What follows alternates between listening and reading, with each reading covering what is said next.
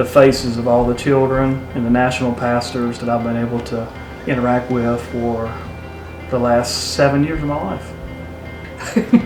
Fearless! I immediately began to think about all the kids' faces. The first thing that jumps in my mind when I think about Costa Rica is their motto, Pura Vida. I can't even say it right. Pura Vida.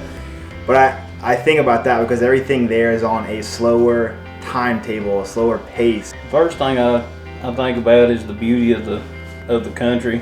I think about simplicity and the beauty in that simplicity.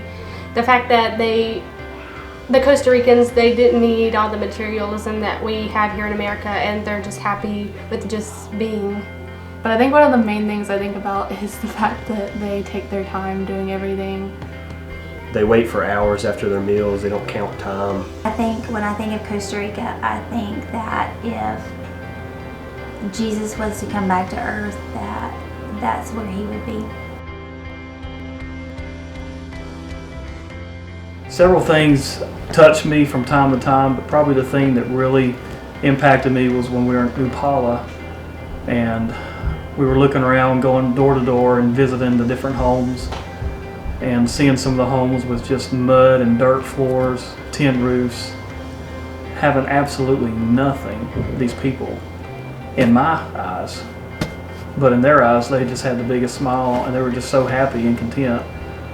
So seeing these children just light up like a Christmas tree when we came and just spent time with them and got down with them where they were and become engaged in their world, that's what really impacted me, to see our young people just interact with them through music and through just laughing and trying to communicate through the language barrier, but they made effort for each other.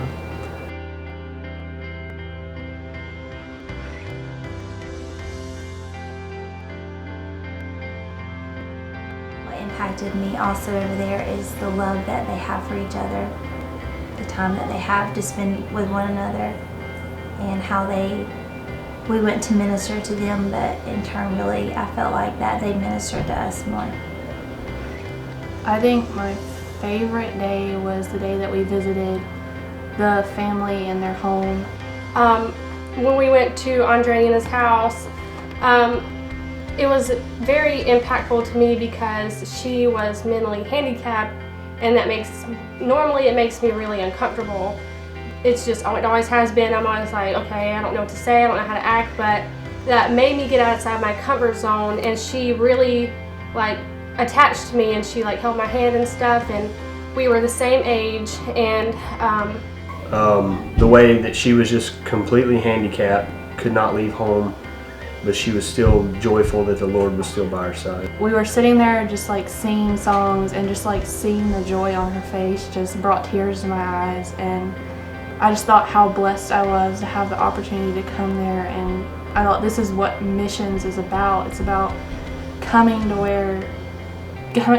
down to where the people are. It's not trying to make them into something else or to make them better or to fix them. It's just about coming to where they are and loving them the way they are, and that's what Christ did all throughout the New Testament. The one thing that impacted me the most was we was in Atenas at Pastor Jeremy's church.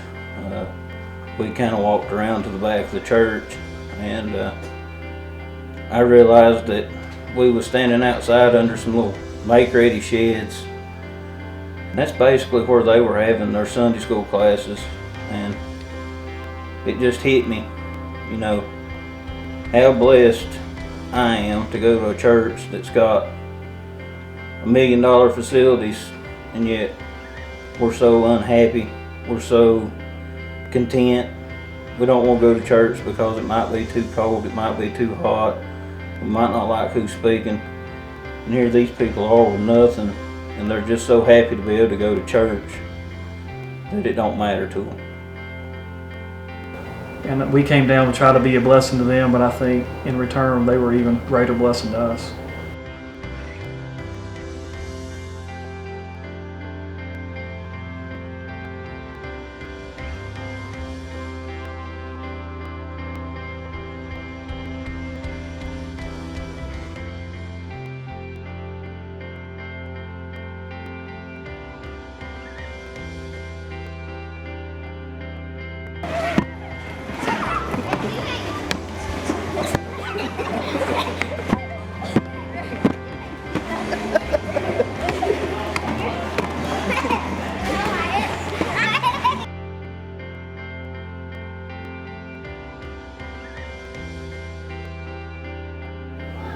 One of the things that was really exciting, I talked to some of the young people before we left and told them there'd be an opportunity for us to have a baptismal service for those that maybe wanted to, those that haven't even been baptized. Well, Chance and Katie said they'd like to be baptized and that they've never been baptized before, but they would like to do that to Peace Waterfalls. And so there was an opportunity for them to get there in the cold water right there by the waterfall and actually perform a baptism in front of the whole group that was there. And it was special. It was very powerful for them to do that. When most people get baptized, it's in warm water in a church, in a heated church or a cool church, but here they actually went down into the cold river.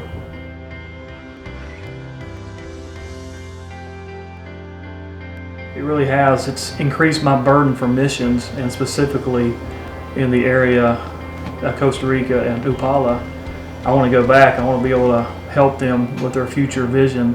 Behind Pastor Elian's house, he has an opportunity to purchase 1 acre of land for $5,000, and I would love to be able to help get that land purchased for him so that we could start building a dormitory and be able to store some of these supplies that he has, and also a place for these children. They get kicked out of their homes when they turn 15 years old. Their mom and dad can't help them anymore. They can't feed them, so when they turn 15, they're on the streets. Just going out there and seeing that, I really just want to make a difference and change the world any way I can. I've learned to be more thankful for what I do have. On the way home, thinking about, was zoology really Chance's plan or was that God's plan? And I come home and I don't have any classes anymore on my class schedule. And I felt like that's God saying something. It really taught me a different way to love people, and to not just sit there and judge them for who they are, but just love them for who they are. And through loving them that way, they see Christ in you, and that's what makes them want to be more like you and to want to change. It's not pointing out their flaws, it's just loving them.